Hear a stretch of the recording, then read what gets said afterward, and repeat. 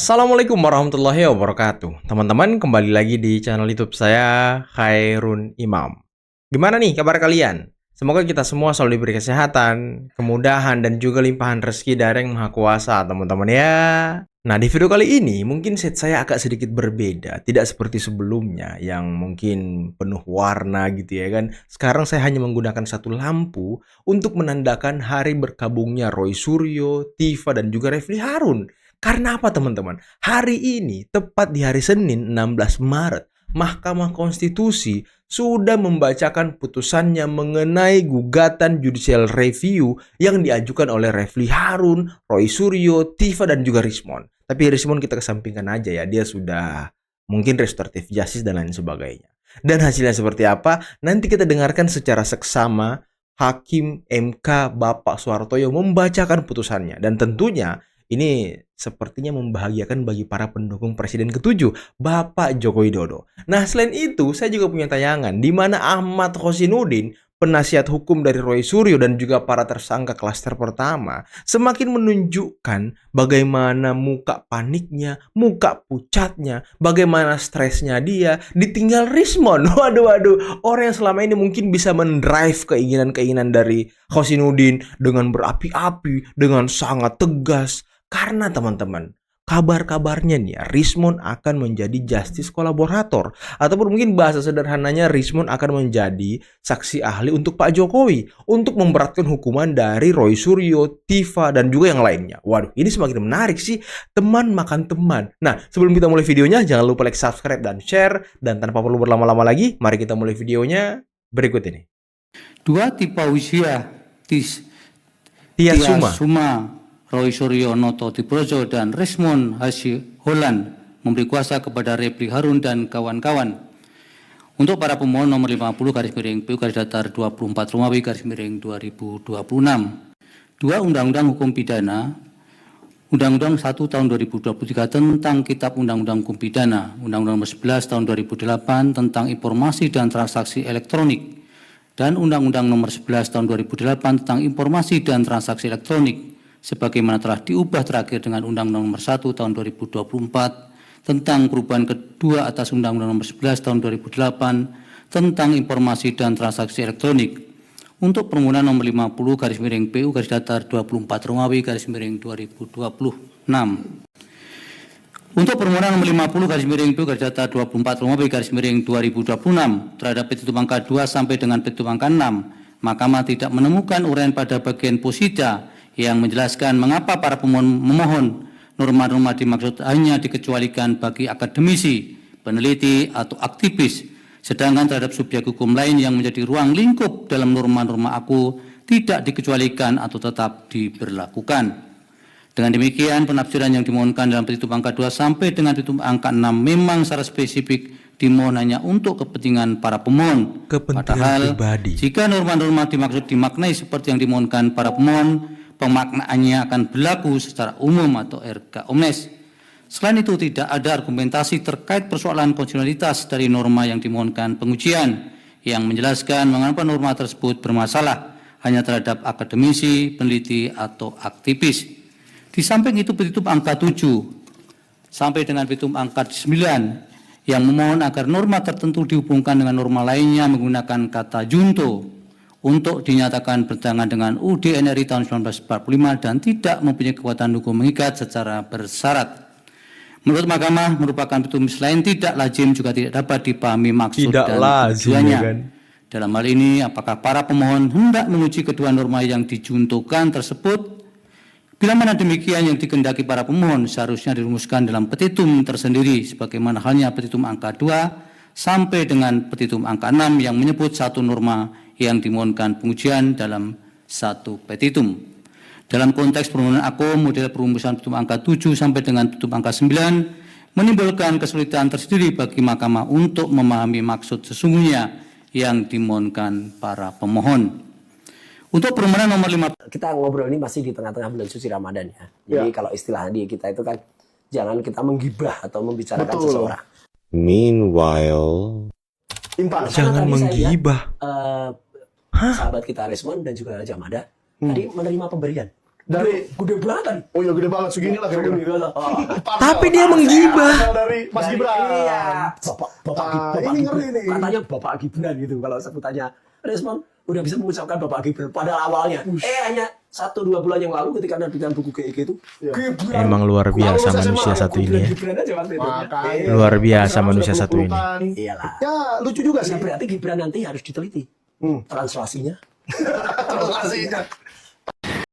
Tadi dia bilang di bulan suci Ramadan ini kita tidak boleh menggibah, tapi di setiap dia muncul di video-video Sentana, apalagi waktu Rismon mengajukan restoratif justice, itu gibahan semua isinya, gibahan semua.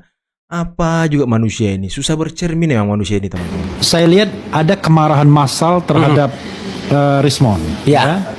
Salah satu kemarahan itu misalnya diungkapkan oleh Gus Nur Betul, dengan membakar Gibran Endgame. Ya. Kami ingin mengatakan bahwa bukunya nggak salah. tidak salah dan membuat nggak pertanyaan salah. aja agak susah. Iya, ya iya, kan? iya. Tapi paling gampang ada apa dengan Rismon? Nah, Ada apa? A2R. Ya, ada apa dengan cinta kan? Nah, gitu. Ada apa dengan Roy Suryo yang cinta Rismon? Wah, tapi nggak usah dikatakan apa yang dikatakan cinta terhadap Rangga. Rangga. Jahat. Kamu itu jahat. Enggak jahat. Enggak jahat. Untung kita nonton AADC 2. Tapi ini bukan kebetulan. Kita ini soal serius ya. Kita sih sudah pernah menanggapi soal ini. Tapi sama, Mas. Jadi setelah berapa hari ini ada satu hal yang saya memulai dengan statement begini, Oke. Mas Roy ya. Ya. Saya lihat ada kemarahan massal terhadap Rismon. Ya. Salah satu kemarahan itu misalnya diungkapkan oleh Gus Nur Betul, dengan membakar Gibran Endgame. Ya.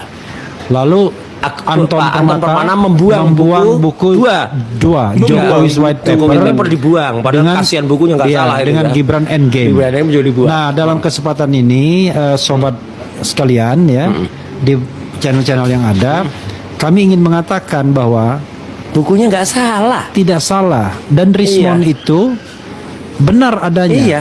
Yang salah Saya benar itu loh ya, swear nih Mas Refli. Saya mengatakan ya bahwa buku Jokowi White Paper, bahkan buku Gibran Endgame itu nggak salah. Nggak salah. Kasihan kalau bukunya dibuang, dibakar. Iya. Itu nggak salah karena itu ditulis masih dengan rasio dan pemikiran yang masih benar. Tidak ingin anti klimaks, ingin ini sampai ke persidangan dan dibuktikan semuanya. Apalagi pernyataan Rismon yang menyatakan ijazah itu asli itu juga tidak bernilai secara hukum karena bukanlah keterangan saksi yang dihadirkan di persidangan. Walaupun sekali lagi sebelumnya sudah ada BAP yang dia menyatakan itu palsu kemudian katanya direvisi. Jadi saya menyimpulkan bahwa boleh jadi hari ini pun di kubu Joko Widodo belum ijma bahwa Rismon itu akan diberikan SP3. Jangan-jangan hari ini Rismon akan dijadikan sapi bajak oleh Jokowi dan diperintahkan untuk menunaikan sejumlah tugas-tugas dari Jokowi sebelum akhirnya dia juga tidak akan diberikan SP3. Emang tuh? Ya, tugasnya ya untuk memenjarakan Roy Suryo, Tiva dan kawan-kawannya, untuk memberatkan hukuman mereka, Kozinudin. Itu tugasnya. Menyatakan bahwa justru ijazah Jokowi itu adalah ijazah asli dan meminta maaf secara langsung kepada Pak Jokowi. Ya, bismillahirrahmanirrahim. Kalau dengan Bu Tiva saya belum komunikasi, kalau dengan Pak Roy dan dengan tim yang lain termasuk Kurniati Royani, Rizal Fadilah, Rustam Effendi, kami sudah sampai pada satu kesimpulan. Jadi kalau tadi di pengantar dikatakan bahwa apakah memungkinkan seorang Rismon itu menjadi justice kolaborator. Jadi yang memungkinkan bukan itu. Bahkan dapat dipastikan dia bukan justice kolaborator, tapi dia adalah pengkhianat dalam perjuangan. Itu yang kami pastikan dan ini menjadi kesimpulan yang Lemas gitu, ijma Mon. di antara para pejuang lainnya. Kenapa demikian? Bahkan saya sebut Rismon Sianipar ini adalah hari ini adalah bangkai yang berjalan. Bangkai yang berjalan. Sebelumnya berulang-ulang di berbagai program, podcast dan sebagainya dia menyatakan tidak akan mungkin ya minta Udin maaf dan lemes berdamai loh. dengan Jokowi dan kalau itu dilakukan berarti dia ya pengkhianat ya. Dan dia katakan lebih baik mati daripada menjadi pengkhianat. Dan hari ini artinya ketika dia mengingkari apa yang dia katakan berarti dia memang hari ini adalah bangkai yang berjalan dan layak disebut sebagai pengkhianat sebagaimana yang dia lakukan. Itu satu soal. Soal yang lain nampaknya Rismon ini akan amsyong 2 kali begitu. Maksudnya begini, permintaan maaf bahkan perdamaian dengan Jokowi belum tentu akan berujung SP3 seperti pendahulunya Egy Sujana dan Damai Hari Lubis. Kenapa? Kalau kita konsisten menggunakan ungkapan justice kolaborator berarti kan kasus ini akan dilanjutkan, bukan di SP3. Kalau dilanjutkan kan berarti dia akan diperiksa terlepas apakah nanti dia akan jadi tersangka yang dipisahkan karena ada permaafan dengan konsekuensi mungkin peringanan, tetapi ini menjadi indikasi bisa jadi Rismon itu maju kena mundur kena, dan dalam konteks perjuangan dia Maju kena, telah mundur disebut kena, ya kan? pengkhianat bagi kubu Roy Suryo, bahkan pengkhianat bagi sejumlah rakyat yang hadir sebenarnya tidak ingin anti klimaks, ingin ini sampai ke persidangan dan dibuktikan semuanya. Apalagi pernyataan Rismon yang menyatakan ijazah itu asli itu juga tidak bernilai secara hukum karena bukanlah keterangan saksi yang dihadirkan di persidangan. Walaupun sekali lagi sebelumnya sudah ada BAP yang dia menyatakan itu palsu, kemudian katanya direvisi. Jadi saya menyimpulkan bahwa boleh jadi hari ini pun di kubu Joko Widodo belum ijma bahwa Rismon itu akan Belum diberikan ijma. SP3. Jangan-jangan hari ini Rismon akan dijadikan sapi bajak oleh Jokowi dan diperintahkan untuk menunaikan sejumlah tugas-tugas dari Jokowi sebelum akhirnya dia juga tidak akan diberikan SP3. Emang tugas apa? Nah, di antaranya mungkin dia akan mengevaluasi apa yang dia lakukan bukan hanya terhadap Jokowi, juga terhadap Gibran Rakabuming Raka. Kenapa? Karena tidak masuk akal dia mengevaluasi dengan dalih 2 bulan meneliti. 3 minggu yang lalu dia masih bersaksi sebagai ahli di Solo dan dia menyatakan itu palsu. Artinya apa? Ada kemungkinan 373 KUHP yang baru diterapkan kepada Rismon Sianipar Hasiolan karena dia memberikan keterangan palsu di bawah sumpah di Pengadilan Negeri Surakarta. Itu satu. Yang kedua, dia ini kan akhirnya di luar konteks, tidak hanya merevisi apa yang dituduhkan kepada Joko Widodo, juga dia menarik apa yang dia tulis terhadap Gibran Rakabuming Raka. Artinya apa? Artinya apa yang dia simpulkan, yang disampaikan kepada publik hari ini bukanlah kesimpulan ilmiah, melainkan kesimpulan politik yang kemudian dibungkus secara ilmiah karena ada situasi dan kondisi diantaranya tekanan. Dan kami meyakini diantara tekanan itu adalah ketika seorang Rismon Sianipar Hasiolan yang teriak-teriak soal ijazah palsu ternyata juga dilaporkan oleh kubu Bung Andi sebagai orang yang diduga juga melakukan pemalsuan ijazah yang dari di Jepang begitu. Nah, ini yang saya lihat agak kurang beruntung lah daripada Egy Sujana, kira-kira begitu posisi dari Rismon Sianipar Hasiolan. Apalagi setelah dia sebelumnya didukung oleh sejumlah purnawirawan TNI, pasang badan untuk dirinya, dan hari ini banyak sekali kekecewaan dari sejumlah purnawirawan TNI yang sudah pasang badan, termasuk para ahli-ahli yang hadir capek-capek berjam-jam diperiksa di penyidikan untuk Rismon Sianipar. Kasian banget mudahnya ya buang badan seperti itu. Ini kan sama saja melempar kotoran di wajah-wajah orang yang selama ini membelanya. Bahkan apa? Ini sama saja menutupi aib sejarah bangsa kita yang harus dituntaskan pada periode kita. Tidak perlu ada yang ditutupi lagi. Kenapa? Kalau potensi kasus ini dihentikan berarti tidak ada sarana pembuktian. Jadi semuanya akan menjadi hantu dan ini akan menjadi hantu ini akan menghantui setiap sejarah bangsa kita ke depan. Oke, ini kita mau ke Bang Andi Azwan. Bang Andi, dari awal di Solo itu saya sudah merasakan ada kejanggalan. Ada kejanggalan. Di mana anak abah nih, anak abah nih. Waktu sebelum di PN, bedah buku di Gedung Umat Islam, itu saya rasa juga seperti itu. Bukunya apa yang pertama kali dicetak, itu tidak ada namanya doktor. Doktornya tidak tertulis ini. Doktornya nggak ada. Tapi yang cetakan yang kedua, ini yang pertama ada tulisannya doktor. Yang berikut ini cetakan yang kedua sudah tidak ada tulisan gelar doktornya. Itu yang udah menjadikan takut, kejanggalan. Rismon, yang berikutnya, setiap ada pertemuan baik di daerah, maksud saya di Solo maupun di Jakarta, mengikuti acara-acara pergerakan seperti itu atau pertemuan-pertemuan di Jakarta maupun di Solo, setiap ada momen pertemuan, selalu Bang Rismon datangnya telat, pulangnya awal, dan kejanggalan-kejanggalan itu sudah saya rasakan.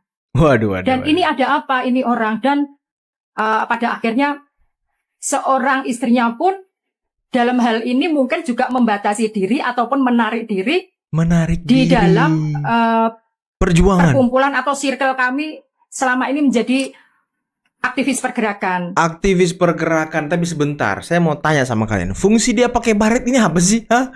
Dia kemana-mana pakai baret loh. Ini emang siapa? Angkatan apa dia nih? Angkatan apa dia nih teman-teman? Dia ini kok pakai baret? Apa gunanya anda pakai baret? Dia menarik diri hingga pada akhirnya ada sesuatu permasalahan yang memang tidak begitu ini banget, tapi menurut dia saya akhirnya diblokir untuk menghindari apa yang akan terjadi ke depannya. Mungkin dia sudah merasakan ya, yang belum terjadi dia juga sudah merasakan, dan kejanggalan-kejanggalan itu dia tutupi lewat apa ya? Dia datang pergi lagi, dia datang, pergi lagi. Jadi pertemuan demi pertemuan didatangi, dihadiri seorang Rismond ini tidak maksimal. Susah sekali, berbulan-bulan. Kalau Apa menteri lagi? sibuk, banyak kerjaannya. Kalau wapres, Kalau Wapres kita ini kan nggak ada kerjaan. Nah kan menggibah lagi deh kan, menggibah gitu lagi. ya. Iya. Makanya kayak pengangguran ya. Iya. Emang suka Bisa telan terima ludah sendiri orang ini. Cebokan Nusantara. Iya. Kita Wapres kok Ceboker. bisa terima Cebokan Nusantara tuh Ceboker. kerjaannya Iya, apa? Kak Indonesia kemarin ini jadi Takut banyak kali beredar. kau sama Ceboker Jadi Nusantara. banyak beredar teori Hah? bahwa Bang Rismond ini memang saat menjadi 12 terlapor juga disusupkan oleh seseorang. Terlapor kok disusupkan tuh gimana? Jadi supaya dia bisa melihat gerak-geriknya Pak Roy katanya. Wah, nggak apa-apa.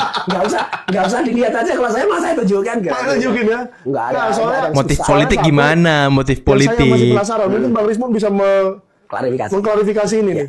Bagaimana hanya dia saja, kok hanya Bang Rismond saja yang bisa mendapatkan skripsi itu di perpustakaan UGM? Ya, kalau itu benar ya. Jadi Pak Roy artinya berapa kali mencoba? saya sudah 3 kali mencoba dan memang nggak pernah dapat.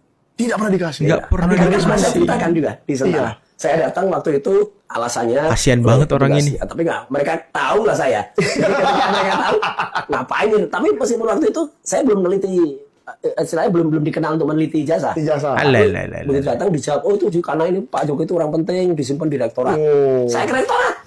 Nggak dikasih juga. Nggak dikasih, malah diketawain direktorat. Karena sahabat saya yang ada di sana. Mas Roy, masa ada sih yang namanya skripsi disimpan direktorat? Gitu. Nah ini siapanya? Itu. Akhirnya memang Bang kami bisa Rismond yang dapat, menemukan. ya Bang Rismond tanggal 14 atau 15 Maret. Kan dikasih Joshua Sinambela kayaknya. Kami datang, gitu. Oke. Ya, memang yang memantik ini semua ya Rismond memang. Yang Harus memantik diakui. Rismond. Karena dia bersama istrinya Vivian kan waktu itu kan datang ke perpustakaan, terus katanya kan langsung dikasih. Langsung dikasih hari itu juga. Hari itu juga langsung dikasih. Jadi langsung di paginya berangkat ke Jogja, malamnya pulang ke Bali. Iya. Segitu cepatnya loh. Ya meskipun itu kan? bisa saja. Maka saya kan dulu juga bilang kan, Mas Mike, kayaknya Mas Rismond ini punya tuah keberuntungan. Satu soal, lu iya tak? Atau punya backingan. Nah, kalau backingan nggak tahu lah kenapa dia maki-maki Pak Tito, maki-maki anu. Nah, apa-apa itu kan. aja, gitu. Ya saya juga pengen tahu nih, ini Pak Tito Karnavian Kapolri kami yang tercinta dulu. Iya, terus Ya, tolonglah Pak dijawab. Kapolri kami yang tercinta. Pak Krisnamurti, Terus Pak siapa didatangi kantornya. Muhammad Nur Al-Azhar. Itu didatangi kantornya tuh. Oh iya, sampai saya diajak. Iya. Tunjuk-tunjuk Tapi tuh, waktu saya diajak, ditunjuk. kok ini ribut apa? Marah-marah di kantor kan. Iya. gimana? Oke teman-teman, itulah tadi beberapa video yang bisa kita simak, yang bisa kita saksikan pada kesempatan kali ini. Dan gimana menurut kalian mengenai gugatan judicial review yang diajukan oleh Roy Suryo, Rismond Tiva, dan juga Refli Harun. Ya Rismond masih kita sebut karena dia salah satu pemohon juga. Akhirnya ditolak oleh Mahkamah Konstitusi. Waduh. Dan dianggap permohonannya itu nggak jelas, teman-teman. Permohonannya nggak jelas dan sepertinya syarat akan kepentingan pribadi, bukan kepentingan umum. Emang pak, mereka menggugat cuma buat membebaskan Roy Suryo dan juga Tiva. Kalau Rismond kan ya bentar lagi mungkin restoratif justice, teman-teman. Tapi dia akan masuk ke lubang yang lain, masuk ke tersangkaan yang lain, dugaan ijazah palsu Jepang Yamaguchi-nya. Waduh. Tapi kira-kira gimana ya perasaan Roy Suryo, Tiva, sama Refli Harun ditolak gugatannya? Padahal kemarin percaya diri banget bakal diterima. Aduh, kasihan banget manusia-manusia ini. Aduh, gimana ya? Kira-kira nanti kalau sidang habis lebaran. Nah, karena Bang Rifai itu penasihat hukum dari Pak Jokowi mewanti-wanti ataupun mengira-ngira bahwa habis lebaran berkasnya ini sudah P21 dan akan masuk ke persidangan. Nah, ini kan judicial review-nya ditolak. Berarti nanti hukumannya tetap ancamannya 12 tahun penjara. 12 tahun penjara loh. 12 tahun teman-teman maksimal. Waduh, denda 12 miliar. Waduh. Kalau 12 tahun Roy Suryo di penjara jadi apa dia teman-teman? Sama kayak Tiva. 12 tahun dia di penjara jadi apa dia teman-teman? Apakah nanti kita akan menjunjung mereka? Apakah nanti kita akan membawakan mereka makanan? Waduh. Ataukah karangan bunga? Aduh, dan tadi Kosinudin sepertinya ketakutan ya. Kosinudin ketakutan ketika nantinya Rismond ini menjadi justice kolaborator ataupun orang yang membantu di persidangan, orang yang membantu Pak Jokowi ataupun menjadi saksi ahli Pak Jokowi untuk membongkar dan juga mungkin memperberat hukuman Roy Suryo, Tiva, dan juga para tersangka klaster pertama lainnya. Karena Rismond akan membongkar motif politiknya, membongkar seperti apa kebohongannya, membongkar seperti apa trik-trik pemalsuan dokumen internetnya dan lain sebagainya. Dan juga Rismon, jangan senang dulu kau. Ada Bang Bil nih, ada laporan Bang Bil yang akan membuat kau jatuh ke lubang tersangka yang sama. Jadi ya mungkin kita bisa kecewa lah dengan restoratif justice yang didapatkan oleh Rismon nantinya dari Pak Jokowi, karena ini kan sebenarnya kasus pribadi teman-teman ya kan, penghinaan, pencemaran nama baik, kasus pribadi. Tapi kalau Bang Bil nggak bisa restoratif justice teman-teman, nggak bisa. Kita kawal Bang Bil sampai Rismon masuk bui. Apapun yang terjadi, Rismon harus masuk bui karena sudah diduga memalsukan ijazahnya. Ini penting, dugaan pemalsuan ijazah. Oke teman-teman, mungkin cukup sekian dulu video kali ini. Jangan lupa like, subscribe, dan share videonya. Akhir kata, billahi taufiq wal hidayah. Assalamualaikum warahmatullahi wabarakatuh. Bye-bye.